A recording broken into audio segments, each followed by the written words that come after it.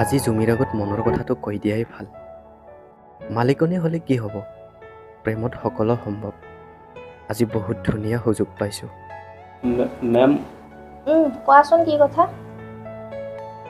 নাই মেম, একো নহয়। আৰে ভয় কৰিব নালাগে, কি কথা কোৱা? মানে মই ক'ব বিচাৰিছিলোঁ আপোনাক ভাল লাগে মেম, মানে মই আপোনাক ভাল পাওঁ।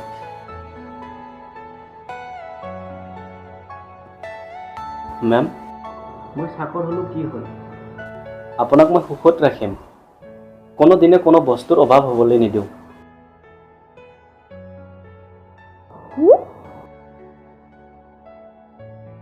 হয় মেম, এইটোৱে সঁচা কথা। মই আপোনাক বহুদিন আগৰ পৰাই ভাল পাই আহিছোঁ। আচ্ছা ঠিক আছে, কিন্তু কোৱাচোন তুমি মোক এই বিষয়ে ইমান দিনে কিয় কোৱা নাছিলা? আচলতে মোৰ ভয় লাগি আছিল, মই আপোনাক ক'ম আৰু আপুনি যদি ছাৰক কৈ দিয়ে, সেইকাৰণে কোৱা নাছিল।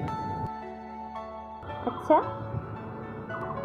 কথা এটা কওঁ, ময়ো তোমাক বহুত লাইক কৰোঁ। সঁচাকে?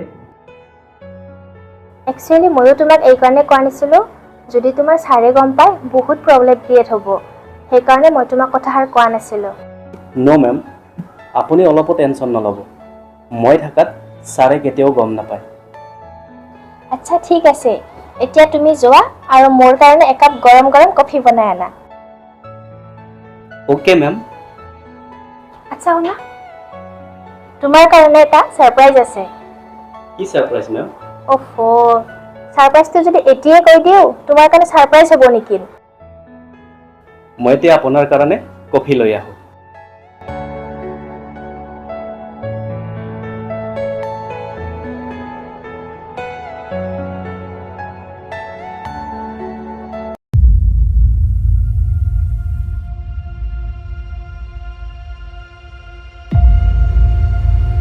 আপুনি যে ছাৰপ্ৰাইজৰ কথা কৈছিল, কওক না কি ছাৰপ্ৰাইজ?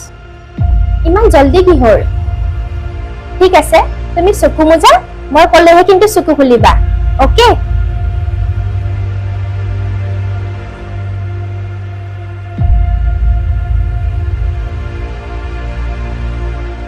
এতিয়া তুমি চকু খুলিব পাৰা।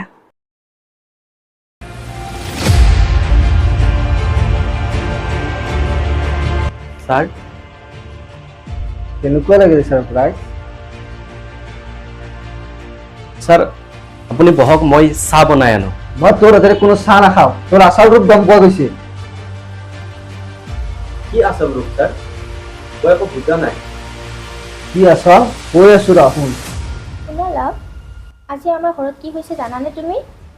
আমাৰ যে ছাৰ্ভেণ্টজন আছে, সি মোক আজি প্ৰপ'জ কৰিছে আৰু লগতে বহুত কিবা কিবি ফাল্টু কথা বকিছে।